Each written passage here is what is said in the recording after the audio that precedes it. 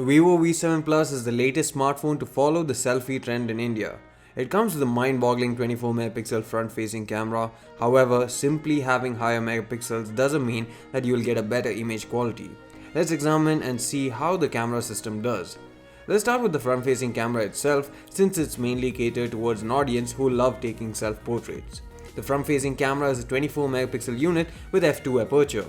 The camera manages to capture incredible details and is high up there along with some of the best selfie cameras that we have tested. The HDR mode also helps to improve the dynamic range, but the improvement isn't too much. However, with a higher resolution, there's also the problem of noise, which can be quite severe unless the processing is handled really well. Unfortunately, in low light conditions, the V7 Plus falls prey to high noise levels. Using the HDR mode in low light does seem to help improve the noise performance, but you have to keep yourself and your hands really steady to avoid shakes, and that's nearly impossible since the exposure time can be 1/10th of a second or even slower.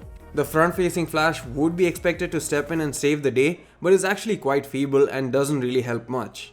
The front-facing camera supports 3 different modes: normal, beauty and group selfie. The normal mode is self-explanatory and allows you to toggle HDR as well as the front-facing flash.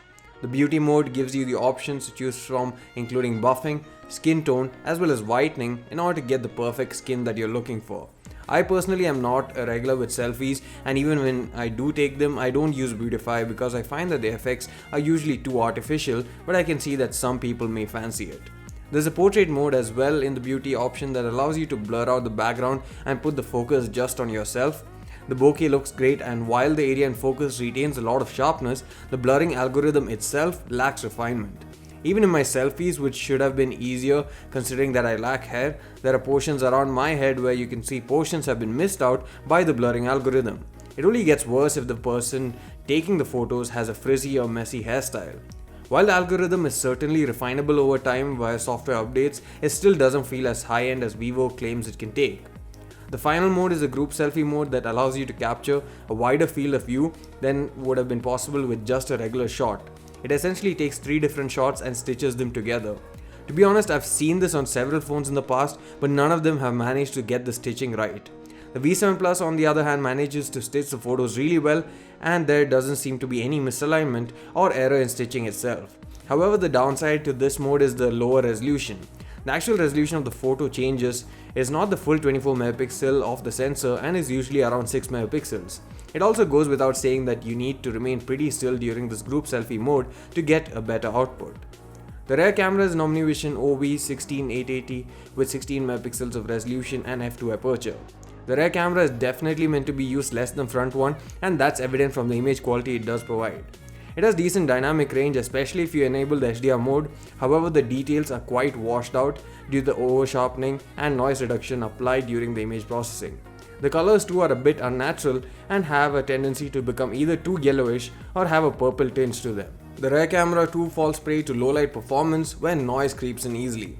The camera UI for the rear camera is quite similar too, and you have a beauty mode here as well that provides the same tweaks as well as output to the image. You also have a panorama mode that works quite well again, and so far it seems like the image stitching that Vivo have done with this phone is probably its best aspect. Users also get a bunch of other modes such as professional mode, which includes a level, options to adjust shutter speed, focus, white balance, etc. Video recording maxes out at 1080p, but it's nothing special and isn't really worth talking about as the phone is meant primarily for photos.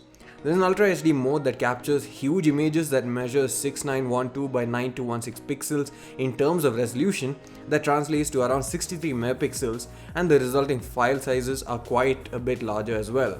However, you don't really get an image that's much better in terms of detailing or sharpness, so I personally wouldn't use it. The Vivo V7 Plus definitely does have one of the best front-facing cameras in the market right now. The amount of detail and sharpness it provides is truly great, and it does a great job at stitching the photos together, whether it's for the group selfie or for the panorama mode. However, it fails in its portrait mode algorithm with the front camera as well as low light performance on both the cameras. If you're someone who takes more photos with the front-facing camera than you do with the rear camera, and that too in well-lit situations, then this phone will suit you. However, if you're planning to take a lot of photos at night or take breathtaking photos with the rear camera, then this phone isn't the right choice for you. Please don't forget to hit the subscribe button and turn on notifications to get the latest updates from us. Thanks for watching this video. See you again in the next one.